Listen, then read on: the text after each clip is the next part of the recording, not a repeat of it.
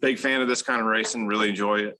Today was a heck of a challenge. I did come on the radio one time and say I'm really surprised at just how slow it feels and how slick it is. I mean, I was leading and driving away from the field, and I'm like, this thing is sliding everywhere. It's pretty amazing just how much this track changes year to year. Every time we come back, it gets more difficult with it, the wear of the pavement. And I would say that, we probably have less downforce now than we've ever had here, because I think some of the rules that have changed in 17 or 18, whatever, we've probably got less downforce than we had then, even with, building new cars and working on get better and better and better. Really, really just a fun day, a big challenge. And, just got to give it up to my guys for giving me a great car and doing all the little things right. There you go, Martin Truex Jr. on the low downforce package. I mean, like he said, he's the 3 races he's won this year. That has worked for him. He finds his niche, especially since he's been in the JGR camp, and even going back to Furniture Row Racing when they were getting their cars from JGR. He's found his niche and he's made it work for him, and he's won a ton of races with that setup. So Martin Truex Jr. gets the win, again, his 3rd of the year. Kyle Larson thought he might have a chance to catch him there, and Kyle Larson has really done some good things for Hendrick Motorsports. He finished 2nd, another solid run from Kyle Busch, and 3rd. William Byron is 4th. Denny Hamlin 5th. Kevin Harvick 6th. Chase Elliott needed a good finish, got it, top 10. He's 7th. Ryan Blaney with another one in 8th. And Chris Buescher, who has had some good top 10s this year, he's 9th. Ryan Newman comes home 10th. So there you go. That wraps up Darlington. But some drivers that I am paying attention to that, you have some obvious ones, but just that I'm looking at that you need to watch out for as the season goes on. Clearly, Martin Truex Jr. is one of them. He's won the most races of anybody with those 3. I don't think his love of the low downforce tracks and his abilities on those tracks, that's not going away anytime soon. Let's start with Denny Hamlin. Denny Hamlin is the points leader. We know. We know the type of runs that he has had this year, but they haven't found victory lane, and that's what it's all about. It's all about finding victory lane. And Denny Hamlin said a few weeks ago that the effort's there. Yeah, I mean, there's frustration for sure. I mean, but it doesn't change, my attitude or work ethic. I mean, I'm going to work just as hard to win next week and the week after that. It just, you have your competitor, you want to win, especially when you have great opportunity to win. But, it just didn't happen. Just digest it and look at it and see, where we could have been a little bit better. But ultimately, there's nothing I could do. My effort was as high as it could be. There's nothing, that's glaring that I feel like I could or should have done different. But, maybe there is. I'll go back and look at it and figure it out. But it just seemed like the 48, There's Denny Hamlin on the effort being there. And that was when Alex Bowman won the race. And he even said before that he would rather be in the position that he's in, meaning that they're having consistent runs. They're at the top of the standings, even though Bowman has the win already. I think Denny Hamlin, he's being the competitor that he is, and he's had some frustrating things happen lately. He wants to find victory lane, and I feel like I say it every week. It could happen this weekend. He's pretty good at a track like this. He's got a win here. But it just hasn't come yet. And the fact that you have Truex getting better, Kyle Busch getting better as well. Just sticking with the Joe Gibbs camp. I mean, Christopher Bell has been solid. He's already got a win under his belt. Denny's the only JGR car that doesn't have a win. But I think we all feel like it's going to come. It's going to happen. But these other guys that are getting better as the season goes on, another driver I'm going to talk about in a few minutes, being one of them. You got to watch out for that. Kyle Larson is another one. He ran 2nd last week. He's been in position to win a couple of races, and things have happened at the end. I was in the post race and asked him, with only 12 races with Hendrick Motorsports, working with Cliff Daniels, his crew chief, how has it all come together so fast? I just think I've got a great group of people around me throughout all of Hendrick Motorsports, but especially in our 5 cars. So their preparation is something that is pretty awesome to see. And, I feel like I'm putting in a lot of work off the track too, to get myself up to speed, with no practice and things like that. And, honestly, probably no practice benefits me a little bit, just from being able to adapt quickly and not giving myself an opportunity to tune ourselves out with any bad feedback. So it's been really fun to, be this good this early on in the year. And like I said earlier, I hope we can just continue to build on it and get better and be the best when it comes to the final 10 races. And I believe they will. I mean, I think Larson, even though we'll get to Sunday Monday, he's not the favorite this weekend, but he's close to it. And he's my favorite this weekend, just to kind of give you a hint there. I think Larson, the last time he raced here, he won. He didn't race here last year because of the suspension, but he's good here. And you just see the confidence oozing out of him right now with Hendrick Motorsports. I mentioned Truex. Truex has to be a part of the equation. He's getting better as the season goes on. But the thing that I was the most curious about, he and Cole Pern were so good together at their time at Furniture Row and then the first year at JGR. Now with James Small in his second year, I asked Martin Truex Jr., what has kind of helped with that chemistry with his crew chief. I mean, honestly, I don't really feel like anything's changed between us since he took over the crew chief position. I think, when he was our engineer, we had a great relationship, and I think that's continued. Obviously, more interacting, since he went from engineer to crew chief when Cole decided to do something else. But, I think last year James did a great job. If you look at everything, we were right there. A lot of races, we had some tough luck. We had a lot of second, third place finishes, and we didn't win as many as we should have. But I think I feel like he's done a really great job since he stepped in, and our relationship has been great since day one. I guess if anything has changed right now this year, it's been just confidence. It's his second year. He's more comfortable in the position, and he's getting to go back and look at his own notes and think about the decisions he made last year at a certain track, and not so much going off of somebody else's notes. And really, it's just all about having confidence in your decisions. And there's so many things. I know we talk about simulation and all the technology that goes into setting up these cars to show up at the racetrack. And with no practice these days, every weekend I ask James, I'm like, what do you think? How do you feel about it? And he's like, well, if our 600 assumptions are correct, we're going to be really good.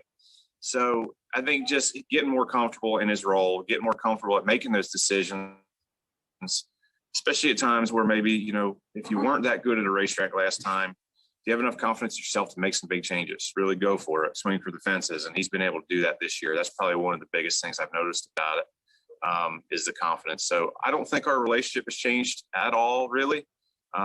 But I think James has really stepped it up and done an even greater job this year.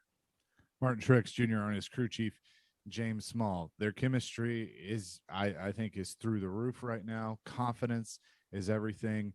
Again, another driver to watch out for, Kevin Harvick, Kyle Busch. If I had to give you my just top 5 in the power rankings right now, clearly Martin Truex Jr. would be 1. I'd go Kyle Larson 2, Denny Hamlin 3, Kevin Harvick 4, Kyle Busch 5. Even though Busch has the win, Harvick doesn't. He's been a little more consistent as the season has gone on. So there you go. That's kind of the drivers that I think you should be paying attention to right now. When we come back, we'll be joined by Mike Titoyan. He is the president of Dover Motorsports. We'll talk to him about this weekend and also the upcoming race weekend in Nashville. We'll do that next on Chasing Checkers, ESPN 102.5 The Game. After a long, cold, and miserable snow shoveling, polar vortex frostbitten winter, the last thing I want to do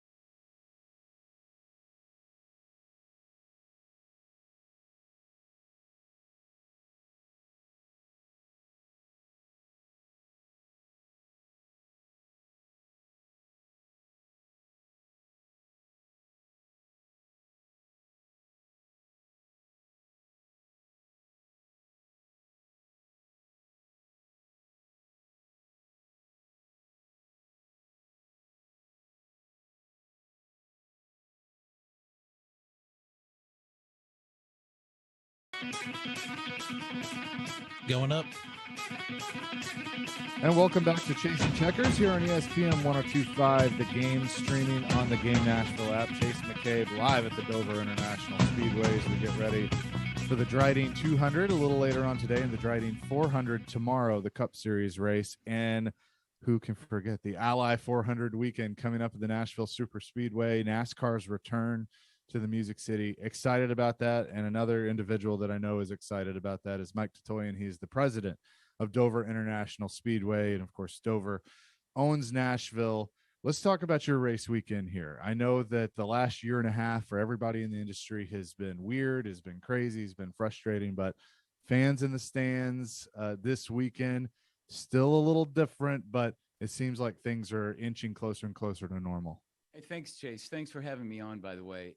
Not that I'm counting, but it's been 564 days since we had fans in the stands. So yesterday with our General Tire 125, it was kind of a weird feeling to actually see. It's been such a long time to see campers in the campgrounds and see fans on the property. I was so excited from a track promoter perspective to finally have some people in the grandstands. And along with the weather and some great racing, it really is awesome to be able to kind of be in the place where we are. Like you said, we're not exactly where we want to be, but we're heading in that direction. Gary Camp from your staff has been giving us the tour and showing us around and everything. And one thing I saw was, a vaccination site. I mean, that's what we're seeing a lot of things in sports of, getting people out there. That's really cool to see on the campus this weekend. Well, I think if you look at any large facility, typically it'll have a lot of parking lot, paved area. And so we're able to take advantage of that over the last few months. And we've actually vaccinated over 75,000 Delawareans over the last couple of months. And even this weekend, today and tomorrow at the track, we're continuing vaccination. So that certainly is a key to us continuing to open up the country. So, if you were to aggregate all of the other NASCAR tracks, we're probably close to 1 million vaccinations in our industry. So that's something that we're proud of, but we have the property to be able to do it. What was it like last year? You guys did the double headers. The schedule was compacted, getting all the races in. And obviously you had the two, now one's coming to Nashville, but what was that like doing, I think it was 6 races in one weekend, but obviously no fans. Yeah, we had a race on Thursday, a race on Friday, 2 on Saturday, 2 on Sunday. It was like 1,500 laps. The weather was fine, but it was really bizarre. I mean, because it's kind of like preparing for a party that nobody shows up for. So we had great racing on the track, so that wasn't diminished. But to not have any fans in the stands is totally, and Predators fans and Titans, I mean, without fans it's just totally emotionless and not a lot of energy. And even as loud as it is at a NASCAR track where the drivers can't hear the fans, but seeing them drives a lot of energy. And so we're in business for fans, and not having them here was really discouraging, to be honest. Now that the fans are back, I have noticed in my travels around the area that there is a certain place that everybody starts at when they come to Dover International Speedway. That's Miles. First time seeing it in person. I've always wanted to see it. How cool is this monument? It's the mascot of the Dover International Speedway. He's holding Jimmy Johnson's car. The eyes light up at night. It's so cool to see people gravitate towards Miles. Well, I'm older than you, but we used to call those like that's the perfect Kodak moment, right? And so what we're talking about is Miles the Monster is 46 feet tall, so almost 5 stories tall, and he is our icon. And we built that back, Chase, in 2008. And at the base of it, you might have seen that it indicates all of the winners that have ever raced here, and then some of our personal Monster Mile Hall of Famers that have had great success here. And so it is the epicenter of our property. It's where everybody congregates to. It's a great, from a social media perspective, everybody wants their picture taken. And it was the interesting story about that is it was actually built in Lancaster, Pennsylvania, which is about an hour and a half from here. And they built it, and then they actually sliced it seven times, put it on a semi, and reassembled it here. And it took a couple of weeks to do it, but he's a great icon. We're proud of Miles the Monster. We're the 1 mile concrete. We're the fastest 1 mile concrete in the world, we say. And Miles is just the guy he's the mascot who loves to eat NASCAR cars. He's just a tough guy. I remember Darrell Waltrip saying it's a self-cleaning racetrack, and it's that 24 degrees of banking that if you hit the wall, you got one way to go, and you're gonna come down. So we've seen that. This track is a mile, has the high banking. We moved to Nashville, 1.3. It's been sitting there. It's reopened. I was out there a month or so ago. You were there for the tire tests. It's good to see the new paint and everything else going into it. But how excited are you all here at Dover to return to Nashville, to reopen that facility and have Cup Series racing there for the first time? We're very excited.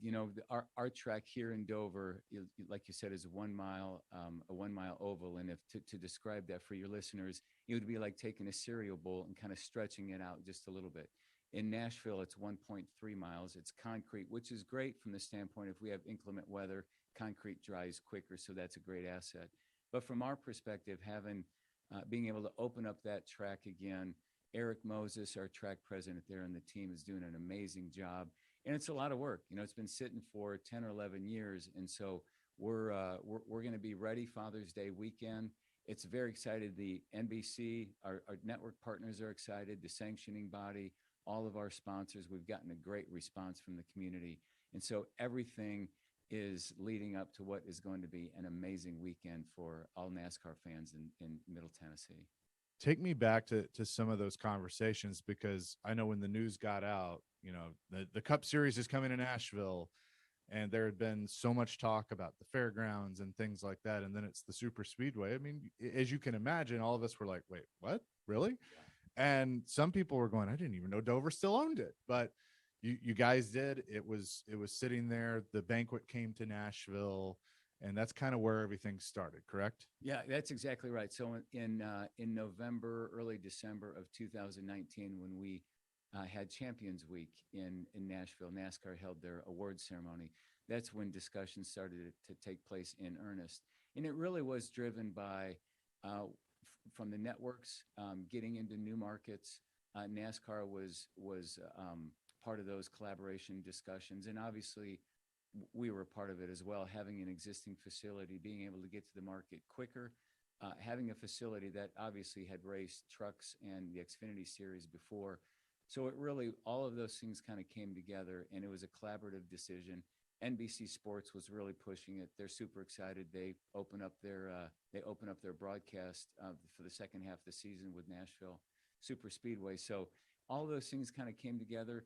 It took us it didn't take us long to come to an agreement, but what slowed us down actually in making that announcement is when COVID hit. So at that time, when we could have made the announcement, NASCAR was scrambling just to try to salvage their 2020 season. So we delayed it a little bit and then made the announcement. It was there was some surprise, but we're excited. So, and it wasn't operating, so no one probably thought we still owned it, but it has great bones. So that was really important to us and to NASCAR, that it had great existing bones. We just need to shine those up a little bit. And I think it's important too that, maybe what you're going to see in June, that's just the beginning. I mean, I know there are a ton of plans that you all have about, like, let's build on that. It's a 4-year agreement with NASCAR, but I know when you came on our midday show right after the announcement, it's like, hey, that's just the start. But there seems to be a very, very bright future. And you mentioned Eric Moses and his staff, that they all have to be able to have this ball of clay that they can mold into something cool. Yeah, I'm often reminded, as someone that is responsible trying to generate revenue for the company, that for every day a big facility like that sits empty is one less day that we're not generating any income. So, from our perspective, it's a beautiful, Eric Moses refers to it as a campus. It's a beautiful campus. And in order for us to really take advantage of it, the NASCAR Cup Series race weekend is definitely the focal point. We wouldn't be back in Nashville if we hadn't been bringing the Cup Series back. But that is really kind of the nucleus of what I think is more to come. Here in September, we hold the largest camping music here in Dover. We hold the largest camping music festival in the country with Firefly Music Festival. So it's that kind of thinking, and I think that's what Eric brings to us. Not only his experience in sports, but also in entertainment. So really to be able to take advantage of that, of his deep-rooted knowledge and connections to make it more than just a NASCAR track, to really make it an entertainment center. In Nashville, already an entertainment capital, but it's becoming a racing capital too. I mean, you guys coming there, the Grand Prix, the stuff with the fairgrounds. I know that it's all about, you know, you're focused on your facility, but seeing the city become a racing town has to make somebody that's been in the industry as long as you have feel pretty good about it too. Yeah, I think that's exactly right. And from the Grand Prix that's going to be held in August, I mean, that's something that I would like to see. I mean, it sounds like it's going to be a great layout. And I know some of the guys that from the Grand Prix and so, I can't remember the saying that high tide floats all boats or whatever it is.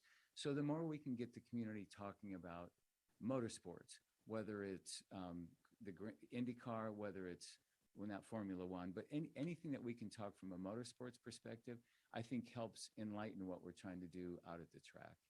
Absolutely. Well, I appreciate your time today. I know you got a busy morning. Excited about the race weekend. Excited to see these cars hit the high banks. But thanks for taking the time today. Well, it's so great to have you here, Chase, and I'm glad you're kind of like on the inside of your perspective of what's going on here. And there's still some great food, so don't be afraid to go out and mix in some great food out in our fan zone. But we're going to have a great weekend, and I'm really glad that you're here. And thanks for having me on with your listeners. Absolutely. He is Mike Tatoyan. He is the president of Dover International Speedway. As their race weekend is underway, the Dryden 200 today and the Dryden 400 tomorrow. And of course, Ally 400 weekend coming up June 18th, 19th, and 20th at the Nashville Super Speedway. We'll talk a little bit more about Nashville and becoming a racing capital when we come back here on Chasing Checkers, ESPN 102.5 The Game. The incredible tax refund sale You're is clear. going Great on job, now. Chase.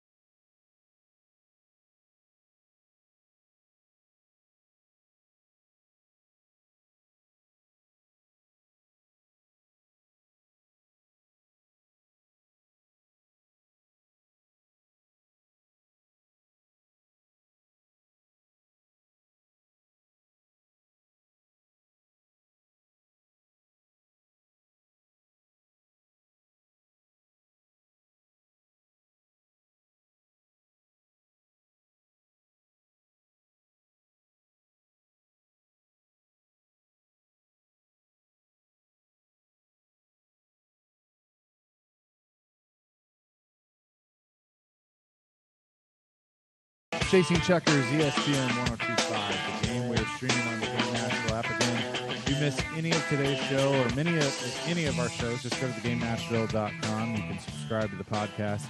Just search for Chasing Checkers or go to ChasingCheckersRadio.com. I appreciate Mike Tatoyan for joining the show, the president of the Dover International Speedway. We're going to talk to Gary Camp, who is kind of one of the guys behind the scenes with both tracks, and just kind of get some things, get some updates on how things are going with Nashville as well. But speaking of Nashville, I feel like when you talk about NASCAR or IndyCar, any type of racing, Nashville is coming up, and it has been over the last few years. Bob Postrace from Fox Sports is here. He and I were talking this morning about just the future and what it looks like with Nashville. And let's start with the Super Speedway. I remember when it was built, opened in 2001. It looked like, hey, this could be the way to get Cup Series racing back into the Music City. It was a different NASCAR. It was different leadership. I think that there were things that were maybe discussed, and there were handshake agreements and things just for whatever reason. The economy had a lot to do with it.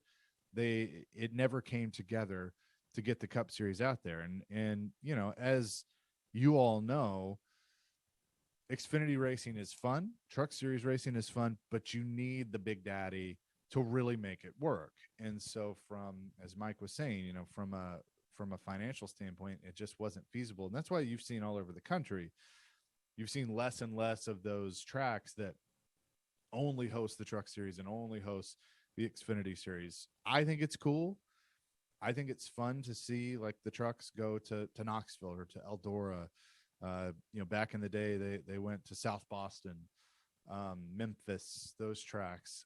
I like that as just a true racing fan. But the average fan, they want the Cup Series. They want the names that they all know. And so that's why I think this is going to be a big deal for the Nashville Super Speedway and everybody involved, to have that weekend, to have the full weekend, to get the TV exposure that NBC and NBC Sports Network is going to give them.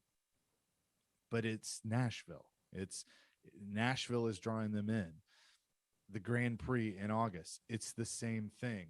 People are going to come for that race weekend, and yes, they're going to be there to watch a race, but they're going to be there to see a concert. They're going to be there to sample the food. I mean, it's just mixing the entertainment, mixing the racing all together. Everybody wants to come to Nashville. I mean, when I talk to people around the sport, hey, yeah, I'm going to be in Nashville in June, or hey, I'm going to be in Nashville in August, for either race, hey, yeah, I'm coming to Nashville for the banquet. Like, everybody wants to come to Nashville because there's so much to do. And I think both IndyCar and NASCAR have recognized that, and they've wanted to be there. They wanted to find a way to get there, and now they have. And I think it's going to stick. And then if you add the fairgrounds into it, I don't look at it as any type of competition. I look at it as, it's just one more thing to have. You would have 3 different big time entities, whether it's NASCAR doing one weekend at the fairgrounds and one at the Super Speedway, and then IndyCar on the street course. I think that would be huge. That would be amazing. Plus, if you add NASCAR's banquet, they stick here. You got 4 weekends right there. Tony Stewart's deal with SRX, Ravenham. That's another one. They're going to run the fairgrounds in July. So I think this is all very, very, very good. Jerry Caldwell, who is the president of the Bristol Motor Speedway, was on our show last week. And I asked him, so why are you so invested in Nashville? Why are you so invested in wanting to rebuild the fairgrounds? And what is your vision? Here's what he had to say. It's because we've seen the vision. Really, Marcus and Bruton have seen that vision from the beginning. We've been working on this for a few years now with different administrations. And all along, they've seen not only a diamond in the rough in Nashville Fairground Speedway, something that has over 100 years history in our sport of motorsports, but also in this city. And they know what they can do with the venue. They know when we put that Marcus and Bruton touch on it, and that Speedway Motorsports touch, we can really create a special venue, and move it from just being a racetrack, protect that history, restore it to its rightful place, but also create a venue that can be used for other things, community events, corporate events, other types of non-racing events the rest of the year. That is Jerry Caldwell, who is the GM of the Bristol Motor Speedway, talking about their vision. Now, earlier this week, as this process moves with Nashville, with the fairgrounds, there was an open forum for people to be able to come and give their support or go, say, hey, I don't support the renovation of the speedway.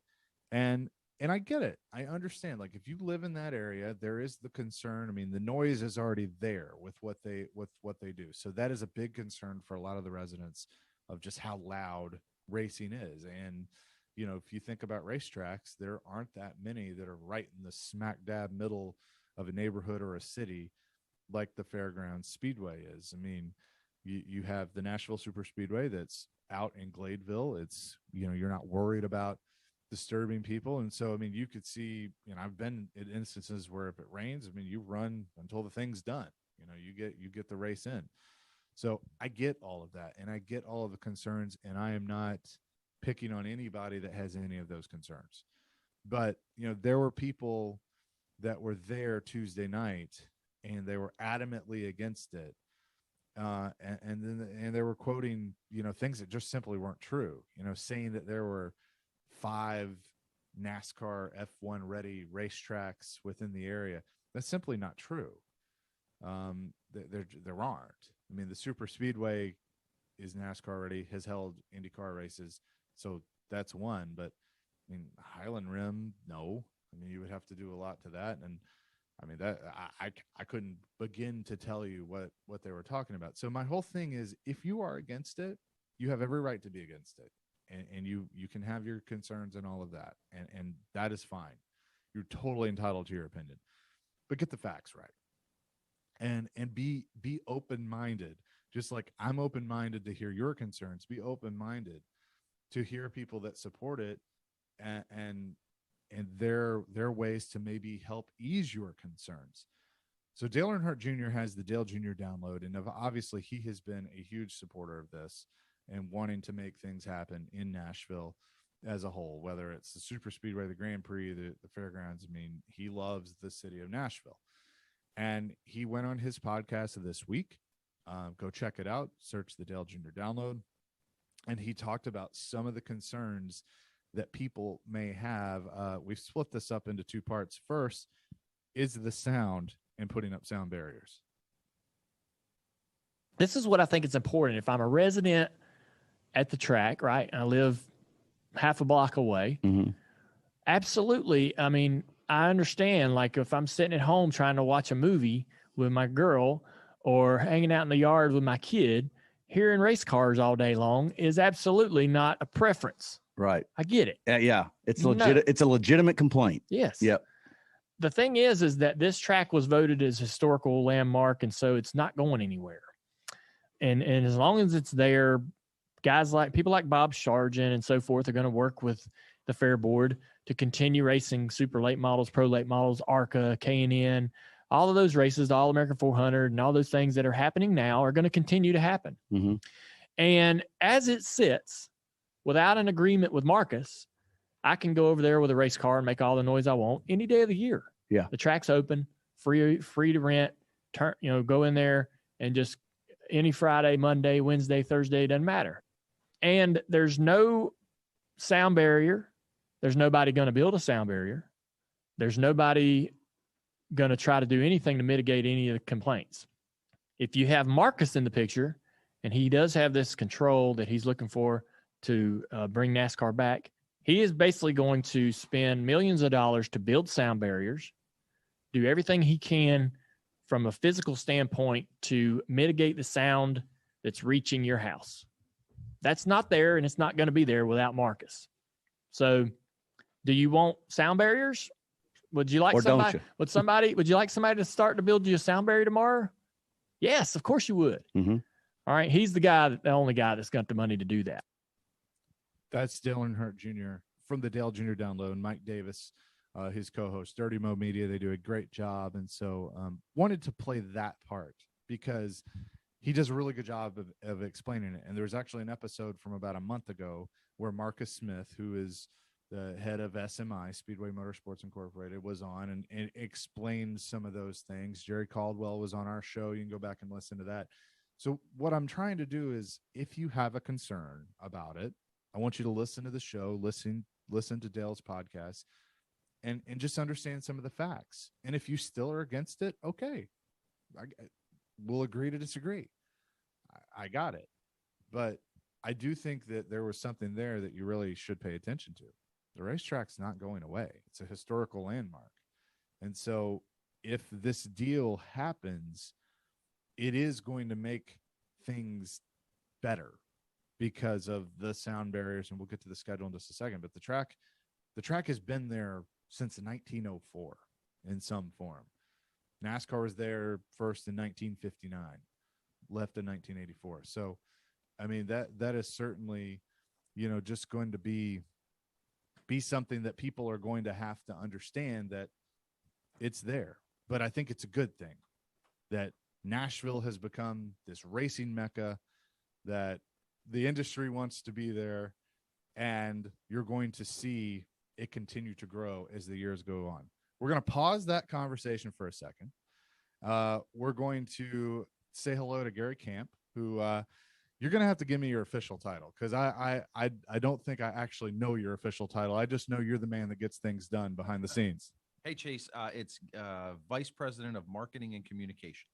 There you go, with the Dover International Speedway, but also Nashville as that whole thing starts. We talked to Mike Titoyan earlier about this race weekend, but you have not only been trying to get things ready for this race weekend, getting fans back in the facility, but also helping the folks in Nashville as they reopen that track. You were there the first time around as things, I guess, shut down. So what has this whole transition been like from your point of view? Yeah, I mean, it's been fun and challenging for sure. Lots of, like I say, opportunities and challenges to make a difference there at the racetrack. And here in Dover, certainly we have our hands full getting ready.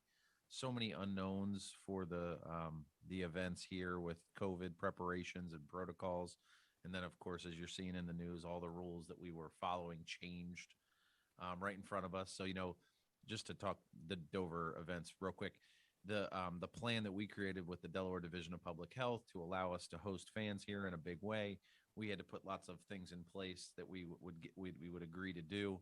That would be wearing masks, and then you see what's going on. NASCAR is changing the rules in terms of the garage mask requirements, which is fine, of course, but then the fans in the stands need to follow the protocols that we had approved by the state. So it's a funky time for sure, but I think we're at the top of the curve, and we're headed downhill now. We're through the worst of this, as I think the country is starting to open up, and then even in Tennessee, it's just a different environment there where folks are more comfortable being out and about even than they are here in Delaware. So I think we'll get there. We'll certainly get there in 2022. I mean, the events that you'll experience both in Dover and Nashville will be far different in 2022 than they are this year, even because you have to think about the planning curve and the planning window for these events. Like we essentially needed to know 2 months ago in Dover where we were going to be for today so we could plan appropriately. And we're at that same point in Nashville. We've already kind of passed it, right? We've already got to put motions and plans in motion and begin working on all the things that need to get accomplished there to be able to host fans and make a good first impression. So even what you'll see in 2021, just know that 2022 is going to be bigger and better and badder. Which is fun because it gives people something to look forward to. So what has the journey been like of when, you find out, hey, we're doing this, we're reopening Nashville, getting people that, may have been there the first time around that you were like, oh, well, that was fun with just the Busch series and the truck series, but hey, we got Cup. So how have you all been kind of working behind the scenes to get people excited about Father's Day weekend? So, our team here for a long time has known that place is a jewel, right? That it's kind of sitting there. It's a beautiful facility. It's only 20 years old. It's got so much, there's so much opportunity there to do great things where it's located. And it's a common line that we all talk around, and Mike T probably said the same thing, that place, as far as it is kind of away from downtown Dover, it's not that far downtown Nashville. It's not that far anymore. You know, that area is just continues to grow. Both Wilson County and Nashville proper as a city just continues to grow towards each other. And so it's not, I think there's a lot of value in the fact that place is maybe just a little bit outside of town, but not very far outside of town, get you out of kind of the clutter and congestion of a downtown area anywhere, and get you closer to that environment out there that's got a great infrastructure, road system for getting people in and out. So it's been fun. We've been making lots of trips to Nashville, and as you guys have seen and heard in the news, we've hired a great staff there. There's a lot of people on the ground that are working really hard to make sure that this event and then other events, right? The plan for that property is, while NASCAR is a focus, and we know that we have to be successful with this first event, Eric and the team there are really focused on bringing additional events to that property and using it to the best of its ability to sort of become an entertainment mecca in that region. Everybody wants to come to Nashville. That's kind of the thing. You know, growing up there, seeing this rise that it has had over the last few years, obviously with, you know, and I feel like it started with sports, with the Titans, with the Predators, all of that. So what has that been like of, you know, anybody you talk to within the industry? Hey, I'm going to be in Nashville, and just thinking, how do we plan for this the first time around after not doing it for so long? So we were in town in 2019 for the Champions Week festivities, and I think that everyone will say it. I think that really opened a lot of eyes to the opportunity there. We knew that facility was, you know, sort of could be ready to host a cup race with some work. But I think when we saw the way that the community and the industry embraced Champions Week and all of the hubbub that went with that, burnouts on Broadway and the driver appearances and just the whole atmosphere that's just, it's so great there, as you know, obviously, preaching to the choir. So that, I think that opened eyes and started a lot of discussions about how can we get back there. And, you know, so Phil, it's unfortunate that we had to move a Dover race there, but at the end of the day, from a business perspective, it's good for our company. And it adds variety to the schedule, which people are clamoring for. We've got a lot of our race fans in Dover that I've been chatting with all weekend that already have their tickets for Nashville. And so they're all in on both properties. And there's just a lot of race fans, as you know, are bucket list fans, right? They like to bop around from track to track to track. So this just adds a new destination for them to attend. And we just want to make sure we make a good first impression, you know, just like any event you go to for the first time, your expectations are at a certain point. We want to exceed those expectations, but then we want to keep delivering on that every year, adding new things, adding more entertainment options. We were, you know, when we began this planning a long time ago, the entertainment and music and making sure that it's more than just a NASCAR race is a priority for us. Some of that is a little bit stunted by COVID, right? And what we can do. We don't want to create an environment that's not safe. And also when we began the planning and we start to hit these deadlines, we didn't know where the world would be come June 20th in Nashville. So we've got some good things planned, but we've got more things on the horizon. Well, I'm looking forward to it, and you all do a great job. This is a bucket list for me, being at Dover for the first time. So excited to be here this weekend and looking forward to Nashville. Hey, thanks for taking the time. Yep. Thank you so much. He is Gary Camp with Dover International Speedway. We will come back, wrap things up, give you Sunday money as well here on Chasing Checkers, ESPN 102.5 The Game. Sounds Baseball is back.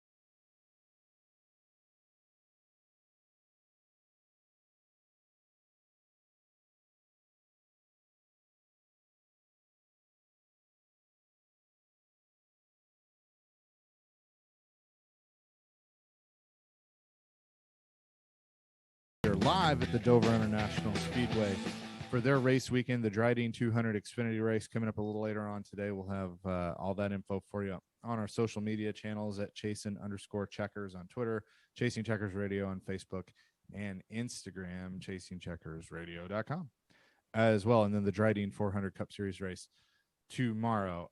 Real quick, let's wrap up the Nashville conversation because I wanted the folks that are interested in the fairgrounds. I wanted you to hear this. This is from the Dale Jr. download.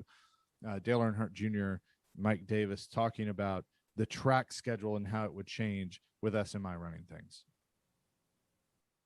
The other thing that he wants to do is have less track time, less cars running, less days of the year where there's cars running.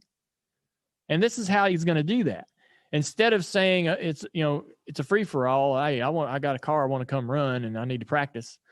He's going to really narrow it down to only select days of the year where if you've got a pro late model, super late model, whatever street stock, I don't care. These are the only days of the year that are available to come test your car. All right.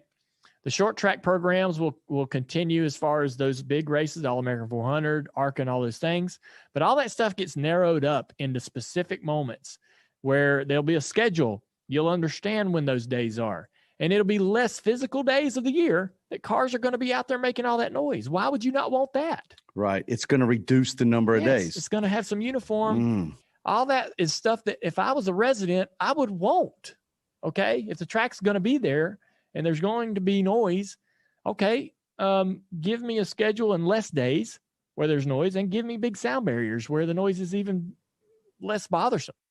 There you go. Dale Earnhardt Jr. on the Dale Jr. download explaining kind of the plan that SMI has in place. And I feel like if you're a resident over there and you're concerned about all the noise, all those things, you want them running it because it's going to help that. You're going to reduce track time, reduce the noise.